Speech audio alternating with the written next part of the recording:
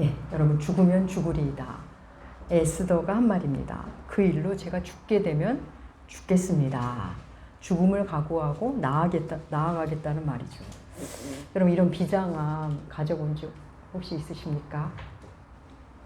전쟁 중이거나 식민 통치하에 있거나 어떤 큰 자연재해 앞에 서면 우리도 어쩌면 이런 비장함을 갖게 될지도 모르겠습니다. 또 생각해보면 이런 비장함 없이 삶을 살아갈 수 있다는 것이 또 굉장히 감사한 일인 것 같기도 합니다. 그런데 또 다른 편으로 생각하면 우리 인생에서 이런 비장함 한 번 없이 살아간다는 것이 참 밋밋한 삶이 아닐까라는 안타까운 생각도 들기도 합니다. 죽어도 괜찮을 만큼 의미 있는 일, 하다가 내가 죽어도 괜찮은 일, 죽음과 맞바꿔도 괜찮은 일이 있다면 정말 멋진 인생이 아닐까라는 생각을 하게 됩니다. 우리 에스더서 함께하고 있죠. 에스더는 모르드게가 명한 대로 자신이 유대인임을 밝히지 않은 채로 왕후가 되었습니다. 그에 비해 모르드게는 자신이 유대인임을 밝히면서 위기 가운데 들어갔습니다. 고위관리직 하만과 그래서 대치 상태가 되었습니다. 권력자 하만은 자신에게 절하지 않은 모르드게를 죽이는 걸 넘어 그가 속한 유대인들을 모두 죽이기로 계획을 세웠습니다. 괘씸죄에 걸린 거죠. 왕으로부터도 허락을 받았습니다. 이제 페르시아에 사는 유대인들이 죽을 날짜를 받아놓은 상태입니다. 각 지방에 12월 13일이 되면 유대인을 모두 진멸하라는 조서가 내려왔습니다. 여러분 유대인들이 이 조서를 받고 마음이 어땠을까요? 망연자실했을 겁니다. 왕의 이름으로 조서를 들은 유대인의 모습 어땠는지 한번 볼까요? 오늘 본문 에스더서 4장 3절입니다. 함께 읽겠습니다. 왕의 명령과 조서가 각 지방에 이름에 유다인이 크게 애통하여 금식하며 울며 부르짖고 굵은 베옷을 입고 제 누운 자가 무수하더라. 예. 옷을 찢고 재를 뒤집어 쓰고 금식하고 울부짖습니다. 모르드게도 그랬고 유다인들이 다 그랬습니다. 유대인들의 이 절박함이 혹시 느껴지십니까?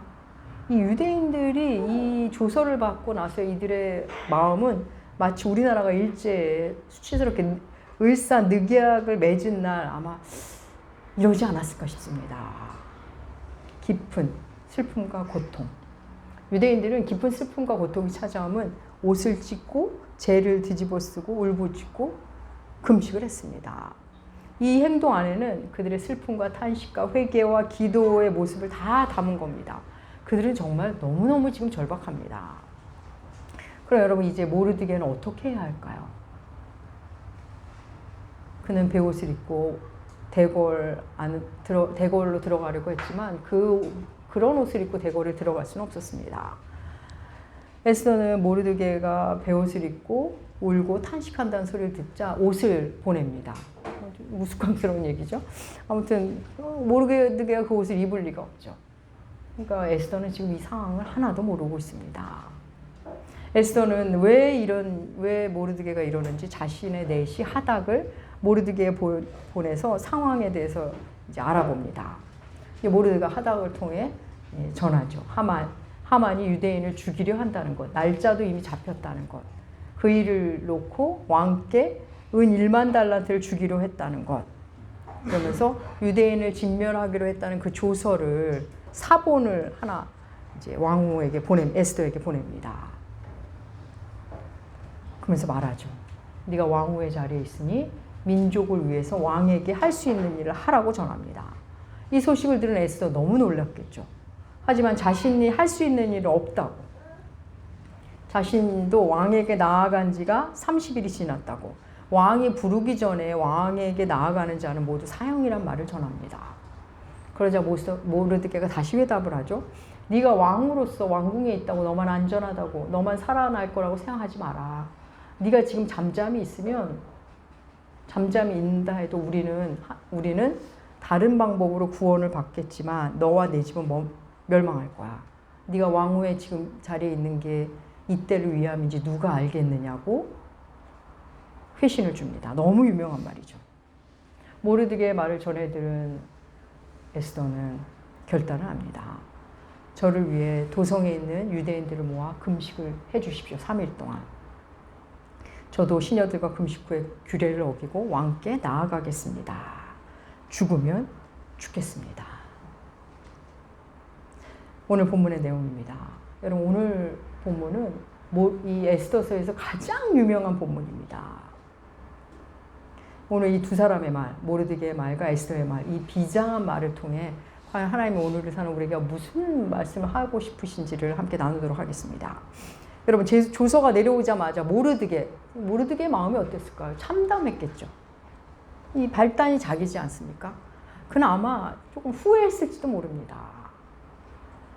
근데 아무튼 그는 현재 상황에서 다시 자신의 신앙의 양심대로 행동합니다. 앞서서도 자신의 신앙의 양심대로 행동했고 그 일로 힘겨운 일이 생겼지만 다시 지금의 자리에서 신앙에 따라 행동합니다. 여러분 이 모르드게가 얼마나 뚝심 있는 신앙을 가진 사람인지, 그의 믿음이 얼마나 단단하고 그의 믿음이 얼마나 뿌리 깊었는지 그가 에스더에게 하는 말을 통해 우리는 알게 됩니다. 에스더에게 유대인이 처한 위기를 전하자 에스더가 뭐라 그랬죠? 자기는 지금 할 수 있는 일이 없답니다. 왕 앞에 나아갈 수 없다고. 왕 앞에 나아간 지 한 달이 넘었다고. 여러분 당시에는 왕을 암살하려는 시도가 너무 많았기 때문에 왕이 부르기 전에는 나아갈 수가 없었습니다. 부르기 전에 나아가면 모두 사형이었습니다. 왕비도 마찬가지였습니다. 그 상황을 에스더가 얘기하자 모르드게가 회신을 하는데 아주 단호하게 하죠. 우리 그 본문 읽어볼까요? 에스더 4장 13절과 14절 우리 함께 읽겠습니다. 모르드게가 그를 시켜 에스더에게 회답하되 너는 왕궁에 있는 생각하지 말라. 이때 내가 만일 잠잠하여 말이 없으면 다른 데로 말미암아 노임과 구원을 얻으려니와 너와 내 아버지 집은 멸망하리라. 내가 왕후의 자리에 얻는 것이 이때를 위함이 아닌지 누가 알겠느냐 하니. 예. 지금 우리 민족이 위기에 처했는데 너 왕궁에 있다고 혼자 안전할 거라고 생각하지 마라. 지금 네가 잠잠히 말이 없으면 다시 말해 네가 우리를 안 도와줘도 우리는 다른 방법으로 이 위기에서 벗어날 거야. 하지만 너와 너의 집은 망할 거야. 이 말씀 굉장히 중요합니다. 잘 마음에 담으시기 바랍니다. 그리고 말하죠. 네가 지금 왕후의 자리에 있는 게 이때를 위함인지 누가 알겠느냐. 그럼 모르드게의 단호함이 느껴지십니까? 혼자 살 생각하지 마라. 너 아니어도 하나님은 우리를 구하실 거야. 하지만 너와 내 집은 망할 거야. 네가 지금 왕비의 자리에 있는 게 이때를 위함인지 누가 알겠느냐. 그럼 모르드게의 이 말 안에는 어마어마한 비밀이 들어있습니다. 하나님의 섭리와 한 개인의 인생, 하나님의 섭리 가운데 우리 개인의 인생이 어떤 작용을 하는지, 어떤 역학관계가 있는지를 보여줍니다. 핵심은 이거죠. 에스더가 아무 일 안 해도 우리는 노임을 받을 거다. 하지만 너는 망할 거다. 그리고 네가 지금 그 자리에 있는 거 이 일을 위함인지 누가 알겠느냐. 이 두 가지 메시지죠. 사랑하는 여러분, 하나님은 하나님의 일을 하십니다. 우리가 아니어도, 우리가 하나님께 협조를 안 해도 하나님은 하나님의 일을 해나가십니다. 하나님은 하나님 나라의 백성을 구원하시고 하나님 나라를 세워가십니다. 그 일에 우리가 함께 하면 우리에게 유익인 겁니다. 우리가 안 한다고 해서 하나님 나라에 뭐 크게 손해보는 일 그런 거 없습니다, 여러분. 우리 많이 착각하죠. 손해는 우리가 보는 겁니다. 하나님이 주신 기회를 뿌리친 우리가 손해보는 겁니다. 우리가 이거를 굉장히 잘못 판단할 때가 많습니다. 여러분, 안 해도 되는, 굳이 안 해도 되는 악욕을 자처하는 사람들 있죠. 굳이 사람을 괴롭히고, 굳이 반대하고, 굳이 불평하고, 다른 사람이 해도 되는 일을 굳이 나서서 하는 악욕을 담당하는 사람들이 있습니다. 참 그런 거 하면 또 반대편에서 하면 좋은 일인데 굳이 안 합니다.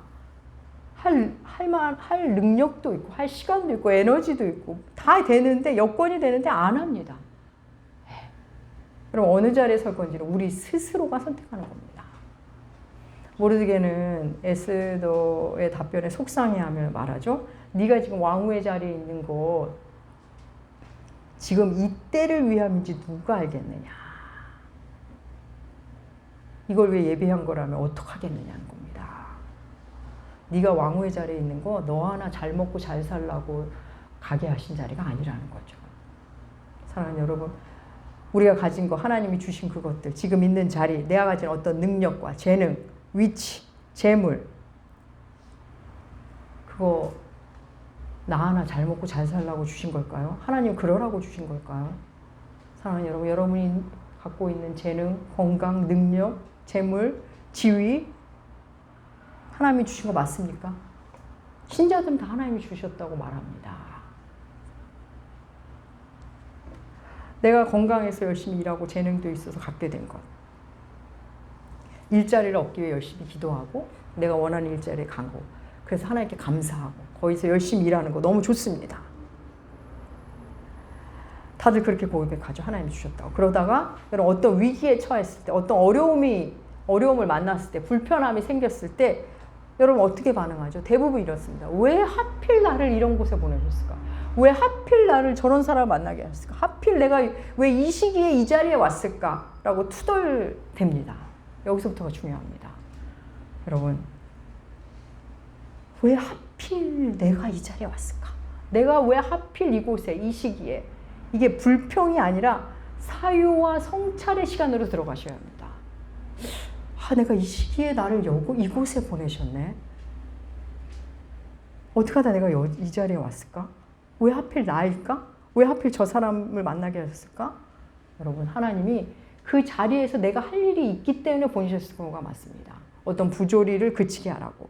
그 부당함을 네가 시정하라고. 왜 하필 저 사람이지? 왜 지난번에도 그러더니 이번에도 또 그런 사람이 있네? 그렇다면 여러분, 그 사람을 돕던가 아니면 그 사람을 통해 내가 변하던가. 하나님이 마련해 주신 자리일 가능성이 큽니다. 물론 그 자리에서 우리가 안 해도 하나님은 하나님의 일을 하십니다. 다른 사람을 통해서도 하십니다. 하지만 그걸 피한 내게는 전혀 유익이 없습니다. 그리고 나는 내 배만 위해 사는 사람이 될 겁니다. 사랑하는 여러분, 그리스도인은 자기만을 위해 사는 사람이 아닙니다. 그렇게 살 수 없는 사람입니다.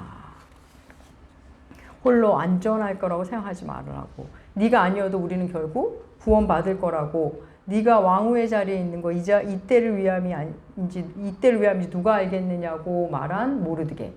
그 단호한 말에 에스더가 답변을 하죠. 금식하겠노라고 하면서 답변합니다. 이렇게 한번 그 부분 읽어볼까요? 에스더 4장 16절. 우리 함께 읽겠습니다.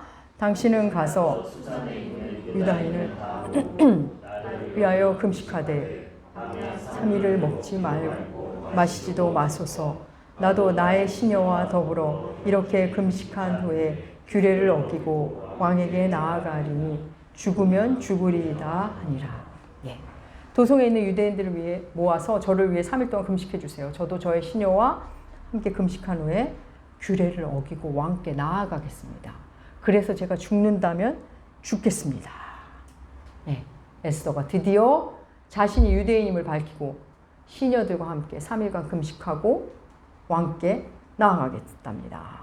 왕이 부르기 전에는 나아갈 수가 없는데 그랬다간 사형인데 하나님의 백성을 위해 목숨을 걸고 나아가겠답니다. 죽으면 죽으리이다. 사랑하는 여러분, 사랑을 하면 존재가 확장됩니다. 나밖에 모르는 사람이 누군가를 사랑하면 그 사람이 내가 됩니다. 그에게 일어나는 아픔이 내 아픔이 되고 그가 기쁘면 내가 기쁨이 됩니다. 그게 이제 확실해지면 결혼을 선택하죠. 결혼을 합니다.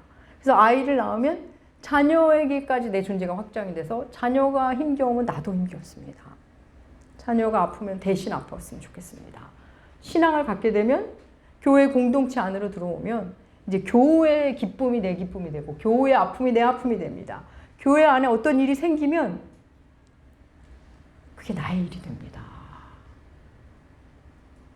말씀 안에서 존재가 자꾸 확장되면 내가 그렇게 많은 사람을 위해 기도하는 사람이 됩니다.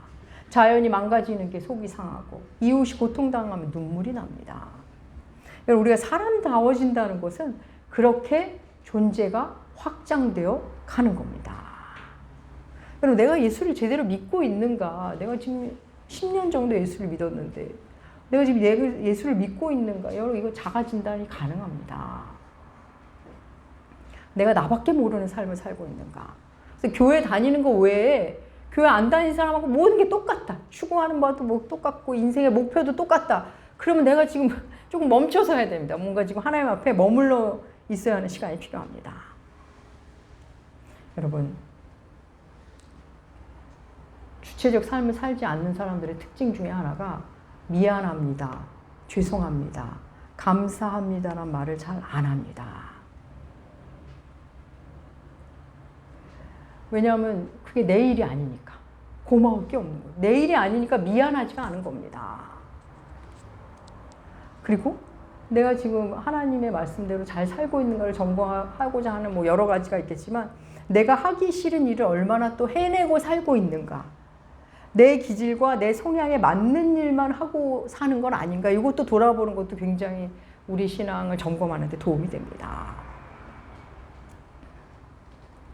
내가 예수님 때문에 불편한 자리도 가고 내가 예수님 때문에 사실 마음에 없지만 해내고 함께하고 공동체와 같이 고통을 분담하고 그러고 있는가를 점검하면 내 존재의 확장을 스스로 점검해 볼 수 있습니다. 모르드게는 에스더를 일깨웠죠. 너 혼자 괜찮다고 괜찮은 게 아니야. 혼자 살아남을 생각하지 마라. 여러분, 하나님의 사람들은 다 그렇게 살았습니다. 나 하나 괜찮다고 나만 아니면 돼라는 삶을 살지 못합니다. 히브리서 11장은 모세에 대해서 이렇게 말합니다. 히브리서 11장 24절과 24절에서 26절 세 번역으로 주보이셨으면 함께 읽겠습니다. 믿음으로 모세는 아들이라 불리기를 거절하였습니다. 오히려 그는 잠시 죄의 향락을 누리는 것보다 함께 학대받는 길을 택하였습니다. 모세는 그리스도를 위하여 받는 모욕을 이집트의 재물보다 더 값진 것으로 여겼습니다. 그는 장차 받을 상을 내다보고 있었던 것입니다. 예.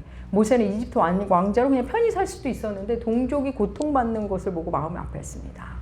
그래서 하나님 나라의 백성을 위해 사는 것이 예수 그리스도를 위한 길임을 그는 알았습니다. 그러면 느헤미야는 또 어떻습니까? 느헤미야는 페르시아의 2인자였습니다.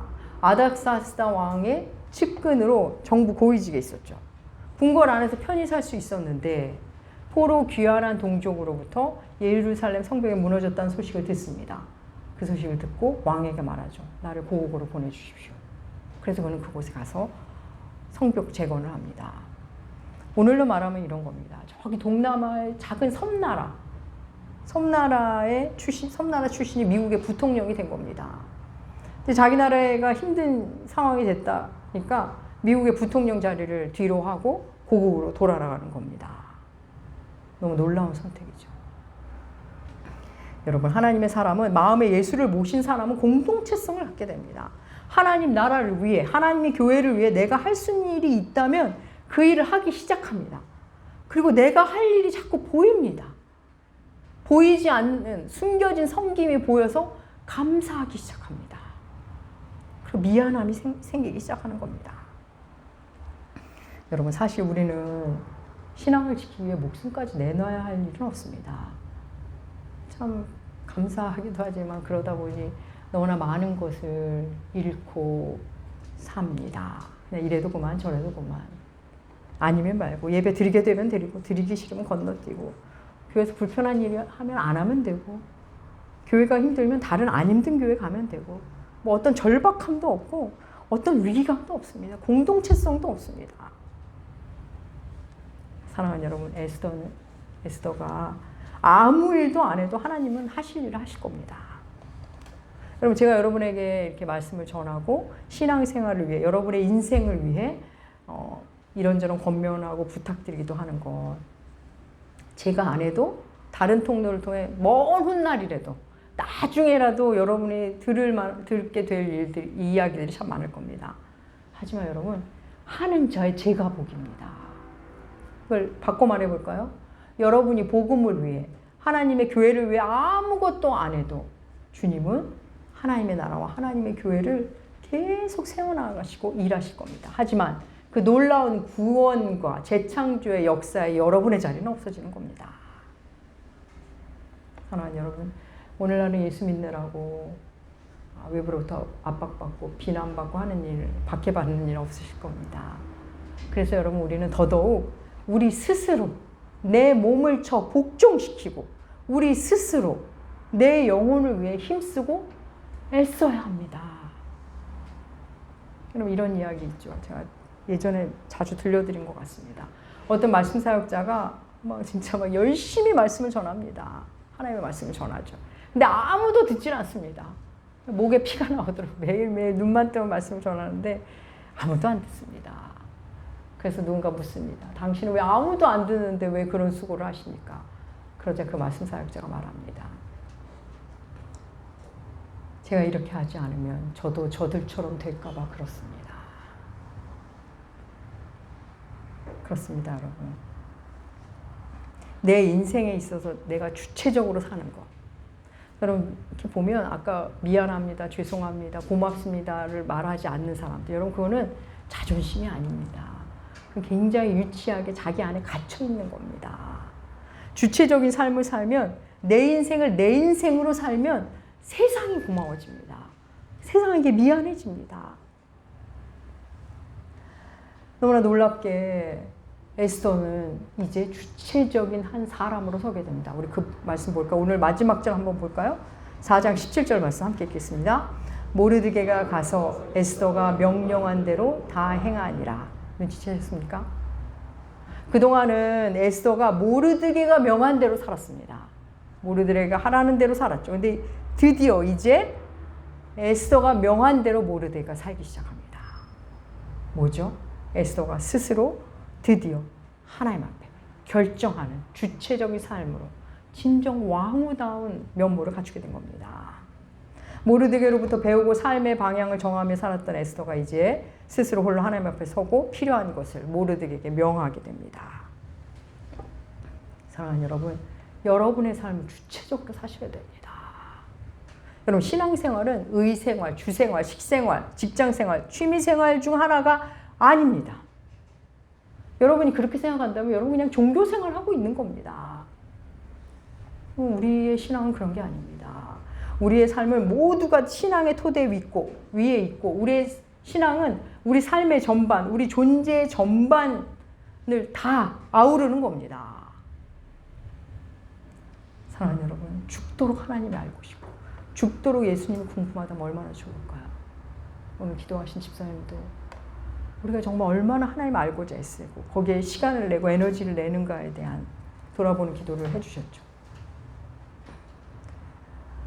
2-3달 전인 것 같습니다. 어떤 분이 제게 그러시더라고요. 자기가 예수 믿은 지 40년이 더 됐대요. 그분이 제가 알기로는 어디 좀 대형 교회 안수 집사님이십니다.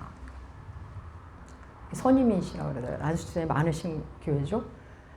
근데 자기가 40년이 됐는데도 늘 자기 신앙은 밋밋했답니다. 늘 교회를 다니고 늘 말씀을 읽고 신앙서적도 늘 읽고 굉장히 성실한, 우리가 일반적으로 볼 때 그런 성실한 걸 다 하셨습니다. 근데 자기가 너무 밋밋해서 하나님 앞에 매달렸답니다. 하나님, 저를 진짜 그리스도인으로 만들든지 아니면 죽이든지 해달라고 매달렸답니다. 그래서 스스로 40일 작종 기도를 하셨답니다. 매일매일 성경을 읽고 매일 밤 하루 일과를 마치고 집에 가서 샤워하고 그리고 단정한지 아무튼 다시 옷을 갈아입고 교회에 가서 저녁 기도를 혼자 하고 그렇게 40일을 지내셨답니다. 그리스도인으로 살게 하시던가 아니면 죽이시던가 기도하셨답니다. 너무 멋지지 않습니까? 사랑하는 여러분, 하나님이 여러분을 사랑하십니다. 그 사랑 때문에 하나님의 아들이 십자가에 오르셨습니다. 도대체 왜 나를 사랑하시는지, 왜 그렇게까지 하시는지, 도대체 나는 왜 예배 자리에 나와야 하는 건지, 나는 이 땅에 왜 온 건지, 내가 지금 이 자리에서 뭘 하는 게 맞는 건지, 내가 하필 왜 그 사람을 만났는지 안 궁금하십니까? 사랑하는 여러분, 여러분의 인생을 진심으로 사랑하시고 진심으로 진지하게 사랑하시길 축복합니다. 지금 내가 있는 자리, 그 자리에서 하나님이 하시고 싶은 일이 있으실 수 있습니다. 뭔가 목적이 있어서 나를 거기다 데려다 놓으셨을 수 있습니다. 내가 지금 만나는 사람, 좋은 사람, 나를 힘겹게 하는 사람, 그를 통해 나에게 하실 일이 있으실 수도 있고 내가 나를 통해 하실 일이 있으실지도 모릅니다. 사랑하는 여러분, 하나님의 섭리를 믿으십시오. 하나님은 더욱 사랑하시기 바랍니다. 하나님의 섭리하에 들어가셔서 성실히 주체적으로 내 인생을 최선을 다해 나의 인생을 살아가십시오. 사랑하는 나무교회 교회 여러분, 하나님의 사랑 앞에서 예수의 십자가 앞에서 진지하게 반응하시며 여러분의 삶을 귀하게 여기시고 최선을 다해 살아가시는 여러분들 되시기 주의 이름으로 축복합니다. 기도하겠습니다. 하나님 아버지, 우리의 자리, 우리의 능력, 우리의 모든 것 주님께서 주셨고 주님을 위한 것일진데 하나님, 우리가 그 사실을 너무 모르며 사는 것은 아닌지요.